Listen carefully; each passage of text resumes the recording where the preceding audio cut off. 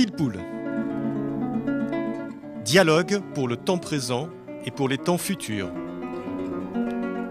Une émission de Marc Wielinski, tous les dimanches de 13h à 14h sur RCJ.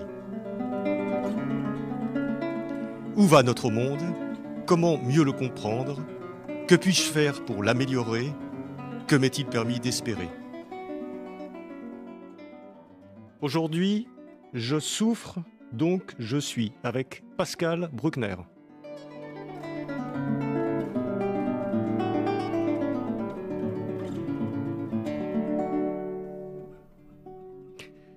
À l'humanité conquérante de la modernité succède aujourd'hui une humanité victimaire.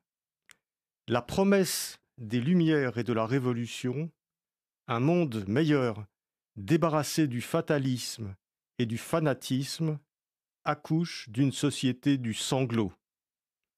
Le souci des humiliés, telle est la grandeur de la civilisation. La victimisation comme chantage sur autrui et pathologie de la reconnaissance, tel est l'envers de ce progrès. Bonjour Pascal Bruckner. Bonjour.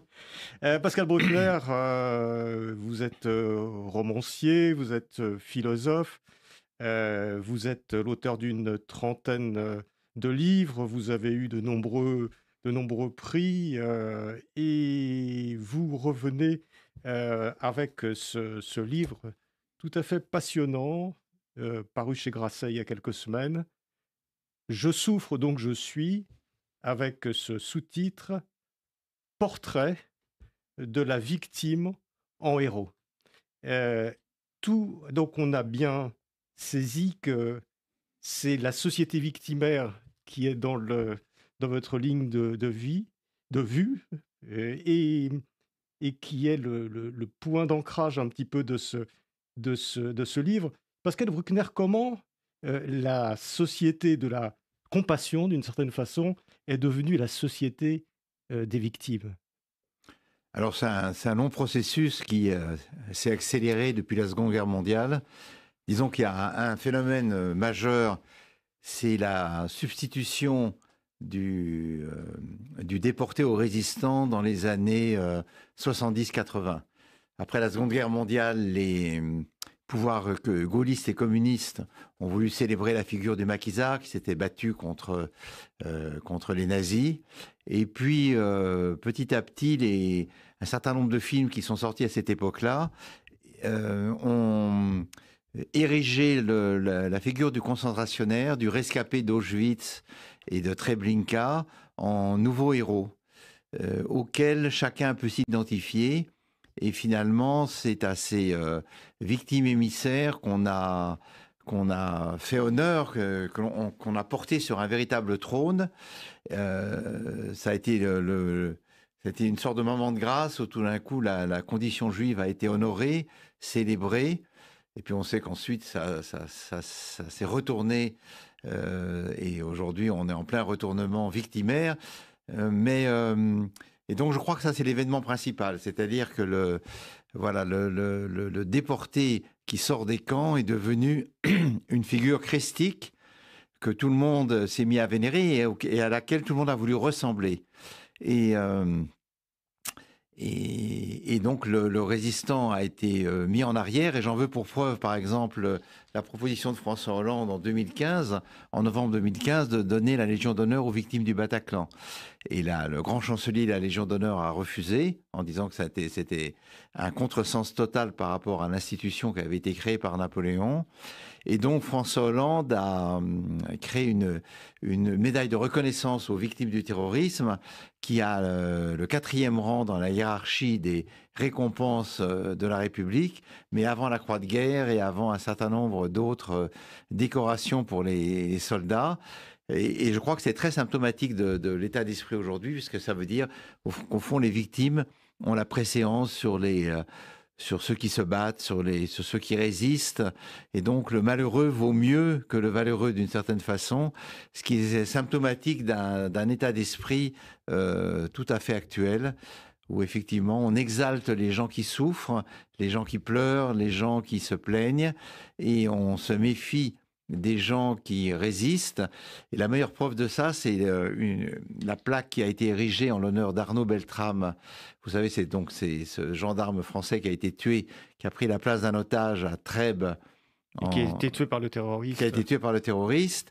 Et dans un premier temps, la mairie de Paris avait mis à Arnaud Beltrame victime de son héroïsme.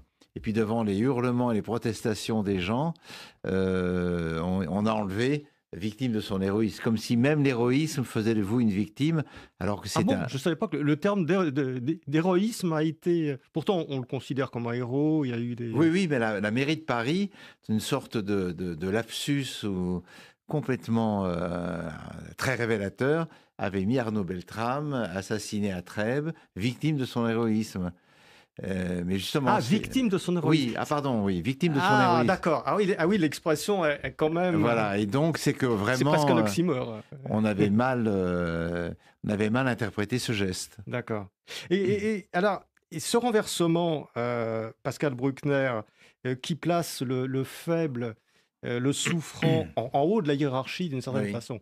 Bon, ça date pas d'aujourd'hui ni d'hier. On pourrait dire que... Et vous en parlez d'ailleurs que même, d'une certaine façon, le christianisme a apporté ce retournement qui consiste à mettre le souffrant, la victime, en haut de la hiérarchie. Voilà, on trouve ça déjà dans l'Ancien Testament, mais c'est le rôle de Jésus que d'avoir installé ça sur un plan universel, puisque Jésus, c'est un esclave crucifié, avec les larrons, avec les mendiants, les prostituées, qui est aussi le Fils de Dieu. Et ce paradoxe qui a été très mal vécu par les Romains ne comprenaient pas comment un Dieu pouvait être dans la poussière et traité comme un moins que rien. Ce paradoxe-là s'est étendu avec l'instauration du christianisme comme religion officielle de l'Empire romain. Et on peut dire que la victimisation, c'est un très lointain souvenir de l'importance mise sur la place de la victime dans la religion chrétienne. Et puis ensuite, dans le marxisme ou dans le wokisme, qui en sont des lointaines hérésies, puisque si on reprend le mot de Chesterton, le monde moderne est plein d'idées chrétiennes devenues folles. La victime en est une, la victimisation. Et donc, évidemment, pour les chrétiens, la victime, c'était le saint, c'était donc le martyr qui témoignait dans son supplice de la toute-puissance de Dieu, de la plus grande gloire de la religion.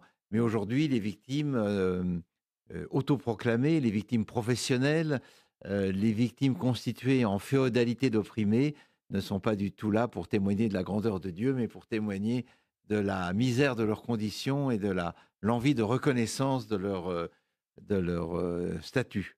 Alors, on va reparler du statut des victimes, mais on voit bien dans votre livre, hein, je rappelle son titre, « Je souffre donc je suis », aux éditions Grasset, un livre magnifique, très très bien écrit, très agréable à lire et en même temps assez dense et en même temps fluide. Oui. Donc vous avez réussi cette... Bon, écoutez, je touche du bois. Et donc cette circulation entre effectivement la victime et le bourreau marche dans les deux sens.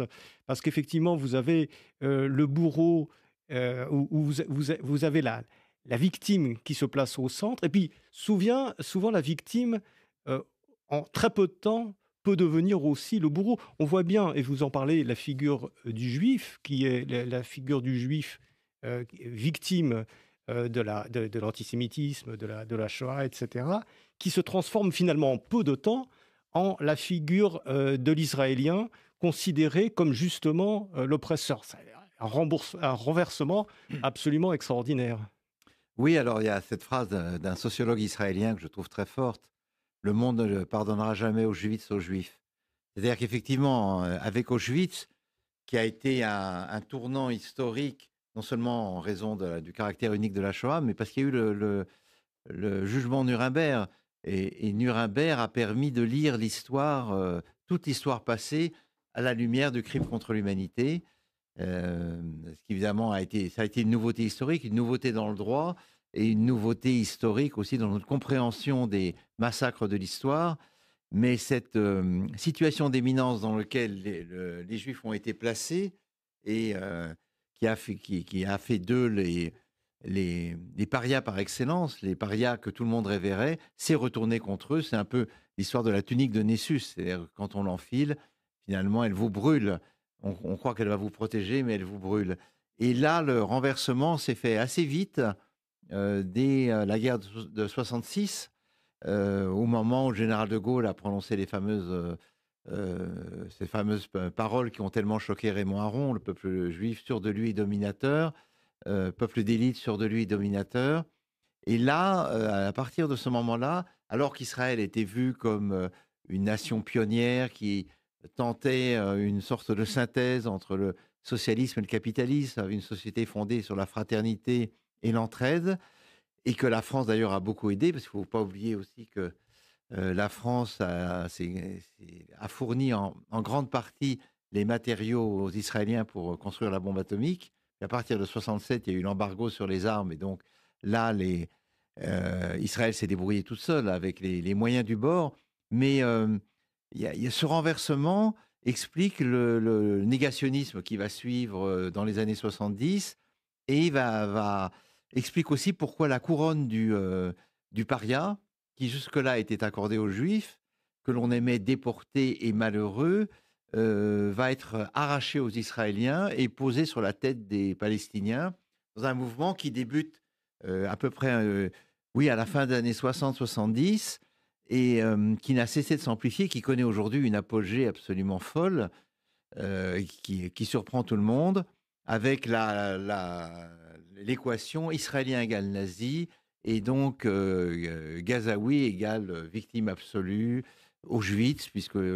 Génocide. Voilà. Donc c'est toute la dispute autour du terme de génocide qui est intéressante. Et donc ce basculement, il s'est fait à ce moment-là, et en réalité, on n'en est jamais vraiment sorti. Alors, il est le fait essentiellement de la gauche et de l'extrême gauche, mais on voit aussi que beaucoup de gens d'extrême droite l'ont embrassé. Forisson, négationniste, reçu à Téhéran, Dieudonné, Soral, mais c'est la conjonction de ces deux courants, brun-rouge, l'extrême droite antisémite, bon, selon une vieille tradition, et révisionniste, et l'extrême gauche qui maudit les juifs, au moins pour deux grands motifs. D'abord parce que judaïsme égale capitalisme, donc les juifs c'est l'argent, l'argent est sale, surtout en France, donc il faut le maudire. Et puis le statut de victime émissaire ou de victime absolue a fait que la détestation des Israéliens a permis de les précipiter en bas du piédestal où avait été installé le juif sorti des camps, et d'en faire le prototype même du bourreau. Alors on voit partout dans Paris, sionisme égale fascisme, sionisme égale nazisme, sionisme égale croix gammée. Mais alors c'est pas nouveau, hein, parce que ça fait au moins 30 ans que sionisme, ADN criminel de l'humanité. J'avais vu ça rue de Turenne, dans mon quartier, en 2004. Donc c'est comme si l'âme du chancelier Adolf Hitler était renée entre les rives du Jourdain et la Méditerranée, et que donc tout ce qui est de l'ordre du sionisme, parce qu'évidemment ça c'est la nouvelle appellation de l'antisémitisme, devait être pointé du doigt. Et comme s'il fallait souhaiter absolument la victoire, non pas des Palestiniens, mais du Hamas, hein, confondus les uns avec les autres, puisque même Greta Thunberg, dont nous pouvons applaudir la clairvoyance à chaque étape de sa jeune carrière, a expliqué que le sionisme était une forme abominable de racisme et d'impérialisme. Donc voilà où on en est, et voilà le prix à payer pour avoir été à un moment érigé sur ce trône, qui est un trône très dangereux, parce que les Palestiniens... le trône de la victime. Le trône de la victime, parce que les Palestiniens eux-mêmes en tomberont un jour, et que tant que le soutien au peuple palestinien se fait sous la forme du terrorisme et de l'appropriation symbolique du statut de victime, on peut imaginer que ce peuple continuera à souffrir en se donnant des dirigeants qui sont des terroristes. Ouais. Alors, Pascal Bruckner, qu'est-ce qui s'est passé dans notre civilisation, disons, européenne? Pourquoi le statut de victime est-il devenu si important? Pourquoi est-ce que les victimes sont devenues les héros de notre temps? Ce qui n'était pas le cas il y a 100 ans ou il y a 200 ans, où c'était pas la victime qui était. Là, on a l'impression que pour être, d'ailleurs, c'est le titre de votre film, Je souffre donc je suis. Pour exister, il faut mettre en valeur sa souffrance. Oui, alors je crois que c'est une conjonction de plusieurs facteurs. Outre celui que je vous ai donné tout à l'heure, il y a d'abord le retrait de la confiance mis dans l'action politique. Avec la chute du mur, et donc avec la chute de l'espérance qu'une grande partie de la population mondiale avait mis dans la réalisation du communisme, la politique est devenue plutôt l'art de gérer les crises que l'art de les résoudre. Et ce qui a remplacé cette espérance mise dans les partis politiques, c'est la justice. Ça, c'est une évolution très américaine. Le juge, qui est aux États-Unis vraiment l'arbitre suprême des conflits, le juge est devenu en France, avec l'avocat, celui à qui on va confier un certain nombre de problèmes à résoudre, et on peut en voir la preuve dans le rôle que joue aujourd'hui le Conseil d'État, le Conseil constitutionnel, qui vont statuer en dernière instance sur les grands problèmes qui agitent la société française, l'euthanasie, tel ou tel parti politique à interdire ou à autoriser, les grands débats sur le référendum. Et donc, la justice remplace le politique. euh, et si on doit témoigner en justice, il faut apparaître non pas comme une personne sûre d'elle et forte, mais au contraire comme une personne faible qui a été lésée. Et donc, le passage au tribunal va favoriser justement ce statut de victime. Et alors, il y a aussi une autre chose, puisque c'est une conjonction de plusieurs facteurs qui se coagulent euh, depuis la fin du XXe siècle, c'est que nous supportons de moins en moins bien la souffrance. Alors, on n'a jamais On est supporté. hypersensible, vous dites ça dans ce Oui, livre, nous sommes on est devenus hypersensible à la hypersensibles. moindre contrariété. Voilà. Et Euh, alors, ça, je pense que c'est né après la Seconde Guerre mondiale avec la génération 68, qui a été une génération très gâtée, mais qui a goûté très jeune les délices de la société de consommation, du confort, puisqu'au fond, la France est partie d'un état de ruine et de misère à un état de prospérité, c'est les 30 Glorieuses. Et petit à petit, ce confort est devenu non pas une exception, mais un dû. Et ça s'est prolongé avec nos enfants, nos petits-enfants, avec la génération Z et Y, aujourd'hui, qui effectivement, non seulement estime que le progrès technologique est un acquis, il est hors de question que cela recule, mais que le langage doit être entouré d'un certain nombre de précautions, que les mots doivent être filtrés, pesés, et donc c'est la naissance du politiquement correct qui est né dans les années 90 du XXe siècle, où tout d'un coup on rebaptise toutes les appellations, on ne dit plus les gros mais les personnes en surpoids, on ne dit plus les aveugles mais les les non-voyants, les malvoyants, malvoyants. et on ne dit même plus les morts mais les définitivement congédiés. Il y avait tout Et on dit plus les nains, on dit les personnes de petite taille. voilà, les personnes de petite taille, etc., en pensant que cette nouvelle nomination va en quelque sorte changer ou améliorer la condition de ces gens-là, ce qui est évidemment complètement faux. Et c'est le syndrome du petit pois qui a été bien analysé par un certain nombre de sociologues américains, c'est-à-dire qu'au fond, au moindre tracas, les gens se heurtent, les gens se froissent. C'est cette idée que même un regard appuyé sur une femme, par exemple, peut être le synonyme d'un viol. Les Américains ont appelé ça le eye rape, hein, le viol par les yeux. Et aux États-Unis, si vous fixez une femme trop longtemps dans un restaurant, elle peut appeler la police en disant que vous la mettez mal à l'aise. C'est l'idée aussi qu'il ne faut pas prendre l'ascenseur avec une femme seule. Si elle vous le demande, elle dit non, ça me met mal à l'aise, très bien, je vous laisse monter toute seule. Et donc tout d'un coup, le quotidien devient envahi de forces hostiles qu'il faut maîtriser. C'est l'institution, toujours aux États-Unis, parce que malheureusement tout ça nous vient des États-Unis, des safe spaces, des espaces de sécurité, où les étudiants, quand arrive une mauvaise nouvelle, s'enferment, les femmes avec les femmes, les lesbiennes avec les lesbiennes, les gays avec les gays, les minorités avec les minorités, etc., etc., pour en quelque sorte encaisser le choc. Ça a été le cas, par exemple, lors de l'élection de Donald Trump, où les universités ont connu une recrudescence de ce phénomène de la bulle, c'est le bullisme. Et Barack Obama avait dit d'ailleurs dans une intervention à l'université que la faculté ne servait pas de nurserie, mais qu'elle était là pour que les jeunes gens apprennent à travailler et à affronter les difficultés du monde. Mais bon, c'est un état d'esprit que l'on retrouve aussi dans l'autre notion de microagression. Qu'est-ce que c'est qu'une microagression? Si elle est petite, comment peut-on dire qu'elle est une microagression? Ben, c'est une microagression parce que on a décidé comme ça. Si par exemple on vous demande comment s'écrit votre nom, vous pouvez le prendre très mal en expliquant que c'est une forme de racisme sournois. Si on vous demande d'où venez-vous, ben, c'est une forme de racisme, c'est une microagression.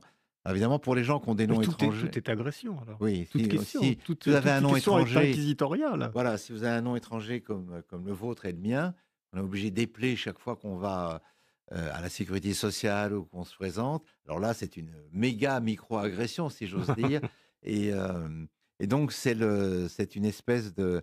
Voilà, c'est la description de l'environnement quotidien comme étant un champ de mine où les autres ne vous veulent que du mal. Alors évidemment, ça ne favorise pas l'esprit de résistance, ça ne favorise pas l'esprit de combativité. Chacun est un malheureux qui s'ignore et qui doit d'urgence protester de ses droits contre une société hostile. Mais vous avez l'air de dire, hein, Pascal Bruckner, dans ce livre, hein, Je souffre donc je suis, que finalement, notre génération a été celle des enfants gâtés. C'est vrai que pendant 60 ans et quelques, on n'a pas connu de guerre, on n'a pas connu la faim, en tout cas dans nos pays. On était protégés, pour ce qui est des juifs, d'un certain antisémitisme, faut dire les choses. Et d'un seul coup, tout revient, la maladie, le Covid, le machin, etc. Est-ce que ça vient de ça? Est-ce que finalement, on ne s'est pas ramolli au contact d'une société où le niveau de vie augmentait, où la médecine faisait des progrès en permanence? C'est d'ailleurs le sujet d'un de vos autres livres, Une brève éternité, qui est magnifique aussi. Est-ce que c'est pas tout ça qui a fait que, je sais pas, Poutine a raison, on s'est ramolli en Occident? Ah oui, quoi, il y a peut-être pas que l'Occident d'ailleurs. Oui, oui, Poutine a parfaitement raison, les islamistes aussi, mais c'est pas une raison pour vouloir nous anéantir. Non, ce qui est sûr, mais ça c'est un trait général des historiens. J'ai retrouvé tout à l'heure une citation de Ibn Khaldoun, le grand historien tunisien, disant que une civilisation triomphe tant qu'elle n'a pas atteint le luxe et le confort, et qu'à partir du moment où elle a atteint ce luxe et ce confort, elle décline. Ben, c'est vrai que nous n'avons pas connu la guerre. C'était la conjonction de la prospérité et d'une médecine qui triomphait à peu près de tous les malheurs.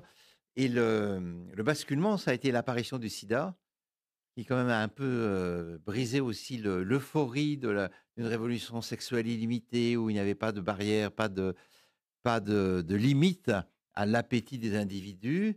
La chute du mur en 1989 a accéléré cet optimisme. On s'est dit, ça y est, l'Europe a trouvé la formule magique pour diriger le monde. La conjonction du libéralisme économique et de la démocratie libérale allait en quelque sorte faire de la planète une sorte d'endroit un peu ennuyeux parce que tout le monde voterait et aurait droit à ses allocations sociales.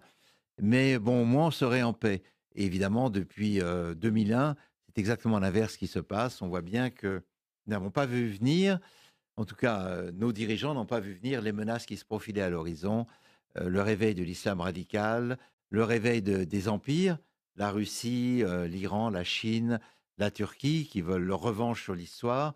Et donc, nous vivons Nous n'avons pas voulu voir. donc, ils n'ont pas Ouais. voulu voir. Et nous vivons ce moment très particulier de la confrontation entre une violence externe et interne aussi, et des citoyens repus qui ne veulent pas sortir du tout de leur cadre et refusent de considérer qu'ils ont des ennemis. Or, les ennemis se pressent à nos portes. On voit bien que à l'intérieur, on a quand même le terrorisme qui reste une menace essentielle.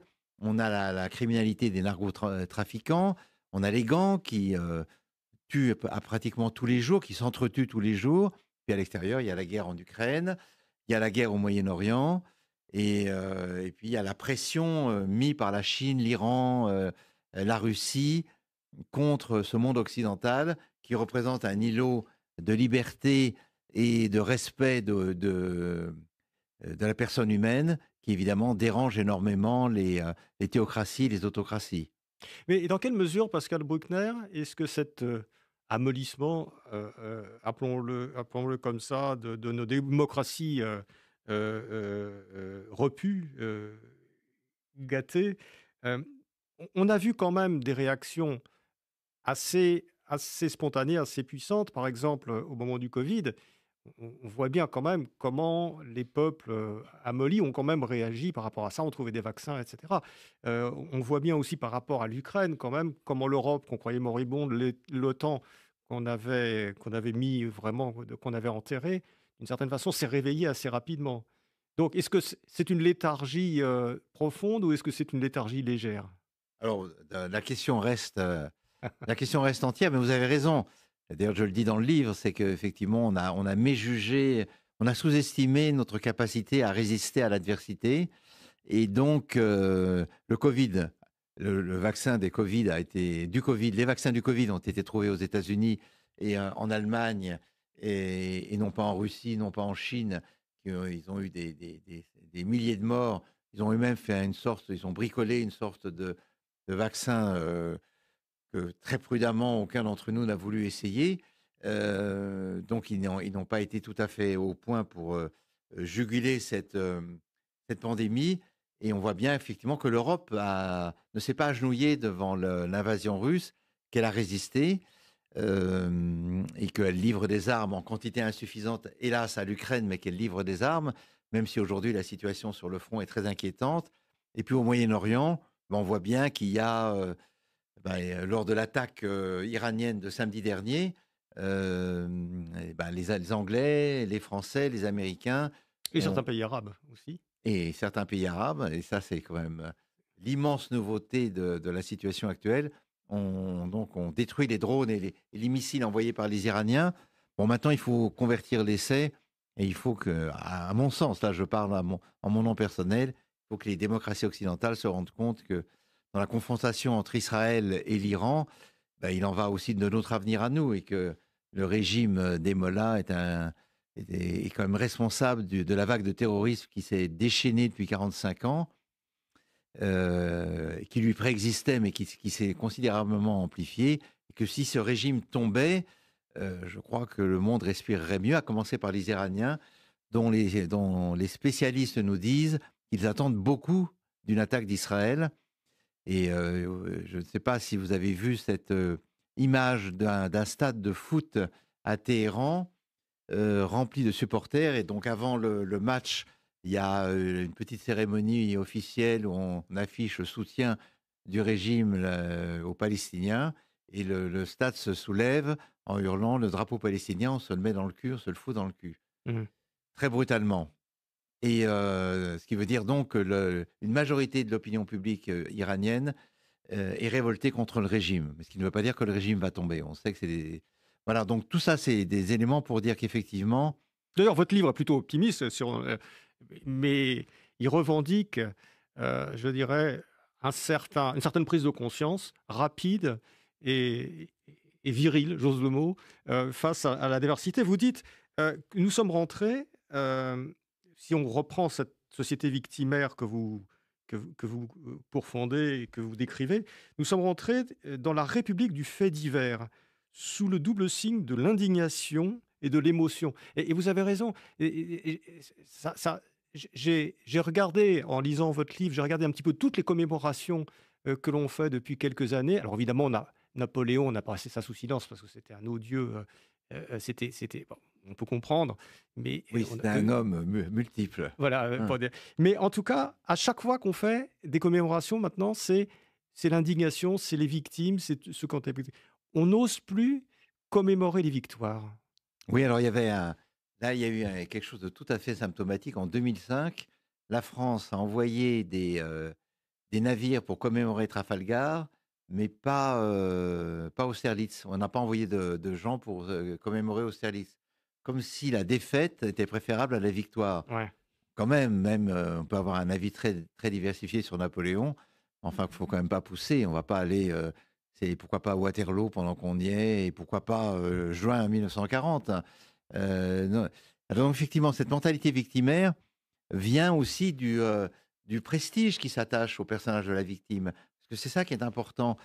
Pourquoi tout le monde revendique ce titre?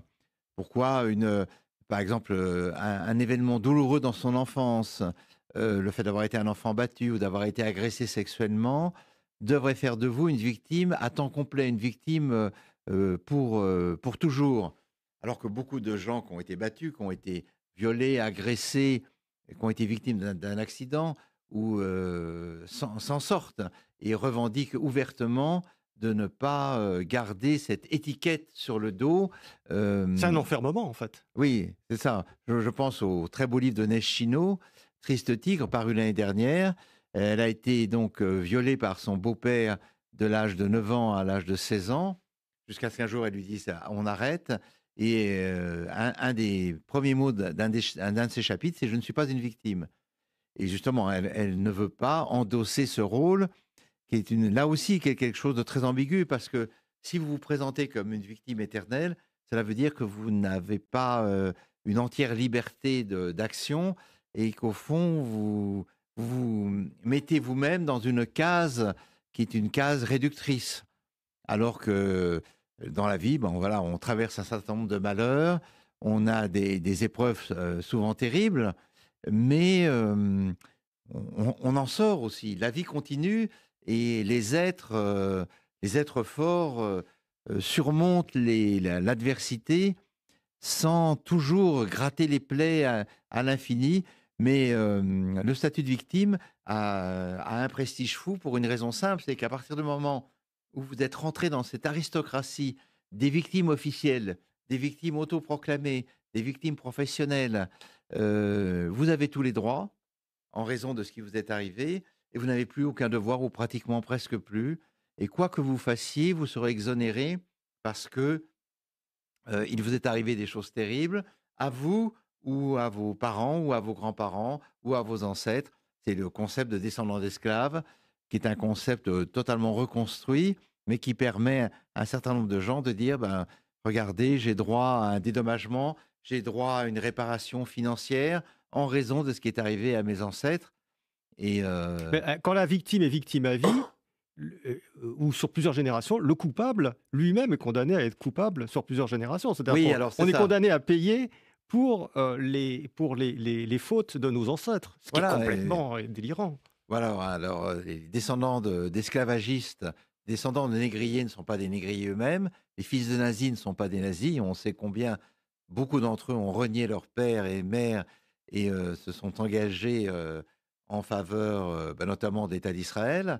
Euh, et de même, un fils de déporté n'est pas lui-même un déporté, même s'il porte en lui la mémoire de l'histoire familiale, mais ça n'est pas tout à fait pas tout à fait la même chose.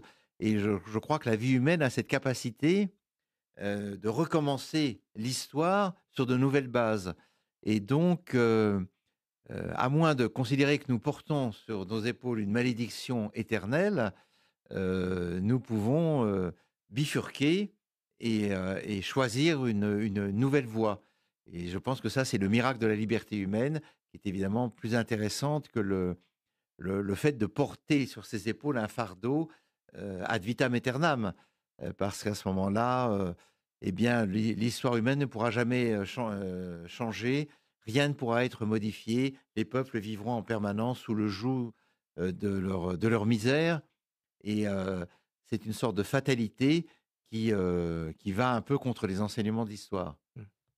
Alors, Pascal Bruckner, vous le dites aussi dans votre livre, il y a un prestige de la victime dans notre société, mais il y a aussi des avantages à être victime, et des avantages qui sont matériels. Vous parlez beaucoup des réparations. Lorsqu'on s'associe en victime éternelle ou en victime associée, on obtient des choses, on obtient des compensations, on obtient des choses de l'État, on obtient un statut, on obtient de l'argent. Il y a quand même j'allais dire une industrie de la victimisation. Oui, c'est le problème des réparations.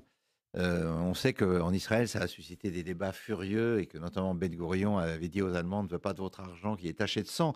Jean Kelevitch aussi l'avait dit dans plusieurs de ses livres, notamment le livre sur le pardon et la dette. Mais reste que Alors oui, c'est un statut honorifique, mais c'est aussi une rente. Oui, Et, voilà.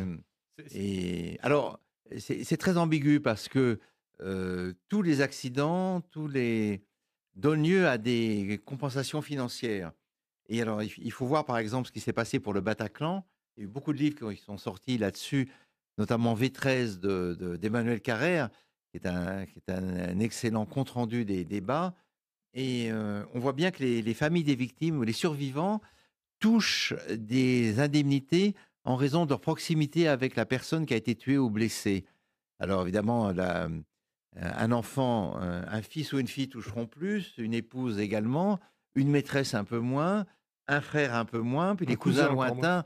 lointains, ensuite c'est dégressif. Et ce qui est stupéfiant de voir, c'est que ces indemnités résultent d'une négociation entre le fonds d'indemnisation aux victimes qui a été créé en France, je crois, il y a 20 ans et qui est assez bien pourvu. Nous cotisons tous pour ce fonds-là et les avocats des parties civiles qui plaident le malheur de leurs clients. Et donc,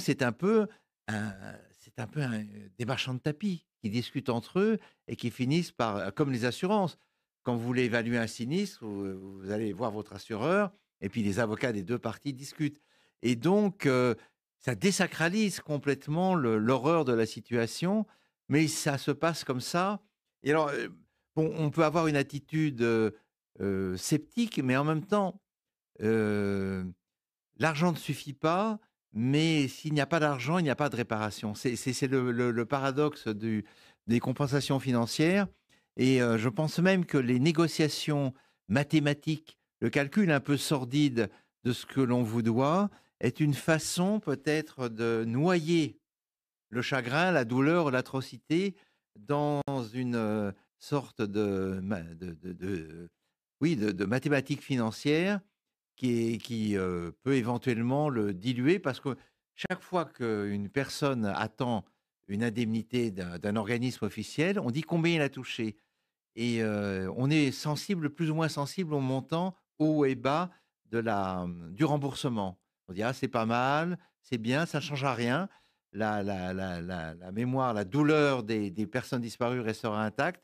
Mais l'humanité a inventé l'argent, qui à mon sens est une invention de génie, justement pour adoucir ou atténuer l'horreur des massacres que les hommes peuvent s'infliger les uns aux autres. Et c'est Lévinas disait très bien que l'argent sert à différer la vengeance, hein. C'est une manière justement de ne pas Qui est faire plutôt une couler, bonne chose. qui Oui. est plutôt une bonne chose, de ne pas faire couler le sang. Mais on voit très bien que pour rester sur l'exemple du Bataclan, vous avez cette jeune femme qui s'est d'emblée inscrite dans la liste des victimes du Bataclan, qui est rentrée dans un organisme d'aide aux rescapés, qui est devenue une personne centrale. Elle avait apparemment un talent d'éloquence extraordinaire, et elle s'était elle-même fixée comme fonction de pourchasser les fraudeurs. Alors, et puis la police a trouvé, au bornage de son portable, qu'elle n'était pas là le soir du Bataclan, ni là, ni dans le quartier, et qu'en fait, elle avait voulu s'accaparer un destin qui n'était pas le sien. Et pourquoi? Ben, parce que la supériorité du malheur sur le bonheur, justement, il vous offre un destin.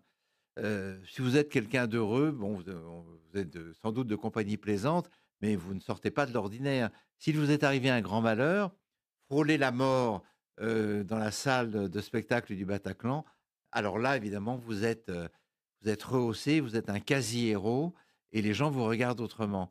Ce qui explique pourquoi il y a Il y tant a, il de y a un narcissisme finalement oui, il de y a un la narcissisme, il victime. y a tant de fausses victimes, il y Ouais. a tant de gens qui disent qu'ils ont été agressés, qu'ils ont été battus, qu'ils ont été violés, qu'ils ont été marqués au cutter.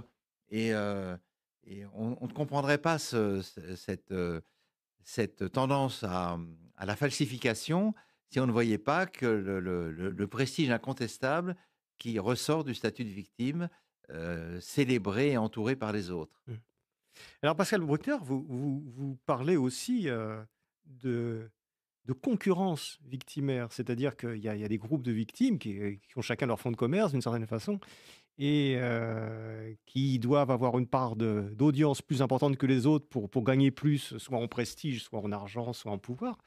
Et il y a cette concurrence entre les victimes. D'un côté, il y a une espèce, on a l'impression que toutes les victimes se mettent ensemble, que c'est la lutte un peu, la cofraternité des luttes. Mais de l'autre côté, il y a quand même une concurrence assez importante des différentes victimes. Je suis plus des victimes que toi, ou mon groupe est plus victime que toi, ou mon ethnie est plus victime que la tienne. Oui, bien sûr, c'est le pire ennemi d'un groupe victimaire, c'est pas le bourreau. Souvent, le bourreau, il est mort, surtout quand le bourreau, c'est l'impérialisme français, le colonialisme. Il n'existe plus, c'est l'État français, c'est les autres groupes qui veulent prendre la lumière à leurs dépens, et donc ils sont obligés de se battre les uns les autres. Et puis si vous regardez les assemblées de l'ONU, si vous regardez ce qui se passe aujourd'hui, tenez, pour prendre un exemple tout à fait actuel, l'Ukraine se sent abandonnée par l'Occident au profit d'Israël. C'est l'allocution du président Zelensky, je crois que c'était mardi ou mercredi dernier, disant, ben, vous voyez, vous protégez les Israéliens, vous êtes mis à 4 nations, et nous, nous n'avons pas les systèmes de défense pour parer aux missiles russes. Quand vous regardez les tribunes de l'ONU, tous les peuples martyrs se clament leur légitimité, oubliée, alors que toute l'attention a été donnée aux autres. Et d'une certaine façon, ça n'est pas faux. L'actualité se focalise sur une crise ou une situation dramatique, mais aujourd'hui, par exemple, le monde entier pleure sur Gaza et les Gazaouis, mais on oublie qu'au Soudan, il y a déjà, je crois, plus de 100 000 morts, résultat de la guerre civile. Les Ouïghours aussi. Ils Les sont aussi des... Ouïghours, Voilà. un début de famine. En Érythrée, pas en Érythrée, dans le Tigré, en Éthiopie, il y a une famine aussi. Mais la conscience mondiale ne peut pas embrasser plusieurs causes. Et donc, le grand problème pour les peuples qui souffrent, les Kurdes, les Yazidis, les Ouïghours, les Rohingyas, c'est effectivement d'avoir Ils des sont aussi des avocats, musulmans. hein, Qui sont des musulmans qui aussi. sont aussi des musulmans, mais qui sont complètement oubliés Par les autres par musulmans. l'islam officiel.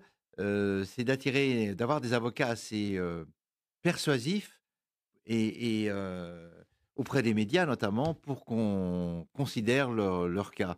Et donc, la concurrence victimaire bat son plein. Et alors, c'est tout à fait vrai, on en a parlé tout à l'heure, pour le génocide. C'est-à-dire qu'au fond, ça a été on le disait au début de cette émission, la Shoah a été tellement considérable, il y a eu un tel retentissement, qu'aujourd'hui, beaucoup de groupes expliquent la Shoah, c'est pas vous, c'est moi. Vous êtes, vous mentez, il vous est rien arrivé, tandis à moi et à mon groupe, ça a été terrible.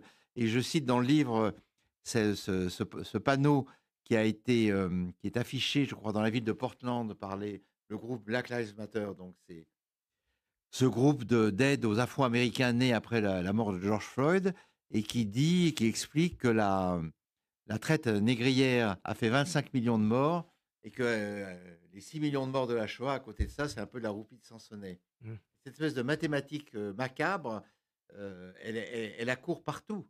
Elle accourt partout, et chacun veut absolument afficher ces dizaines de milliers ou dizaines de millions de morts pour expliquer que ceux qui arrivent avec leur petite quantité de morts ou de tués vraiment ne doivent pas être pris au sérieux. Et c'est notamment les historiens russes n'ont cessé de gonfler les morts de la Seconde Guerre mondiale. On est passé de 23 millions, ce qui est déjà monstrueux et énorme, à je crois 41 millions selon Il y a une les... surenchère Oui, complètement abstraite, en fait. oui, c'est la surenchère abstraite, surenchère voilà, mathématique, extravagante. Cette extravagance est une manière de dire, regardez, nous quand même, on mérite d'être considérés et d'être pleins. Pascal Bruckner, est-ce que vous avez l'impression qu'on vous écoute quand vous dites ça, quand vous en parlez, quand vous êtes une personne qui a une certaine influence? Est-ce que vous avez l'impression d'être face à un mur, d'avoir en face des gens qui défendent absolument leur précaré? Vous avez des très belles phrases sur les femmes aussi dans votre livre. Vous dites que d'une certaine façon, les femmes n'ont pas forcément envie d'être victimes. Les femmes sont victimes de la victimisation. On a plus le temps d'en parler, mais c'est très très beau chapitre dans votre livre. Donc, est-ce que vous avez l'impression d'être entendu ou de prêcher dans le désert? Bah, celui qui prêche dans le désert finit par soulever un peu de sable. Ah, Donc, excellent. voilà, donc, oui, oui, non, non, non. Vous savez, ce que je dis là, je le dis depuis au moins 1983, depuis le sanglot de l'homme blanc, qui avait eu un très gros retentissement. Et puis, comme toujours, les gens sont d'accord avec vous, puis après, ils oublient ce que vous avez dit et ils reprennent les thèses que vous avez tenté vainement de réfuter. Mais oui, malgré tout, il y a des murs, il y a des gens qui me sont radicalement hostiles et qui le resteront. Mais on arrive à retourner quand même et à convaincre un certain nombre de gens. Comme soi-même, on peut être retourné par une thèse que l'on combattait auparavant. Donc, je crois toujours dans le pouvoir de persuasion de la parole et de la rhétorique. Mais il faut avancer des arguments clairs, sans agressivité et en faisant la part aux contradictions des autres et à ses propres contradictions. Mais oui, enfin, ce livre est plutôt très bien accueilli globalement et je suis plutôt content de l'accueil qui est fait. Mais je pense que le meilleur moyen de persuader un pays de ses erreurs, c'est malheureusement pas les livres publiés par les intellectuels ou les écrivains ou les discours prononcés par un chef d'État, c'est la réalité elle-même qui nous éduque et qui nous redresse quand effectivement la situation devient aussi chaotique qu'elle l'est aujourd'hui. Il y a la grande masse des citoyens qui prend conscience et qui se dit on ne peut plus continuer comme ça, il faut se réveiller. Puis il y aura toujours le petit nombre de ceux qui continueront à s'enfouir la tête dans le sable en disant il ne se passe rien, vous vous trompez, vous êtes des bellicistes, vous êtes des agressifs, c'est vous qui faites le jeu des terroristes, du Hamas, de Daesh, d'Al-Qaïda. Enfin, c'est des arguments assez éculés, mais oui, je suis assez optimiste sur le pouvoir de transformation de l'écriture et de la parole. Votre livre l'est en tout cas, hein. Je rappelle, Pascal Bruckner, donc « Je souffre, donc je suis », très beau livre, très éclairant, aux éditions Grasset. Merci Pascal Bruckner d'être venu au micro de Pile-Poule. Merci beaucoup. C'était Pile-Poule, une émission de Marc Wielinski, que vous pouvez retrouver en podcast sur le site de Radio RCJ et sur les différentes plateformes, ainsi que sur YouTube. À dimanche prochain, 13h.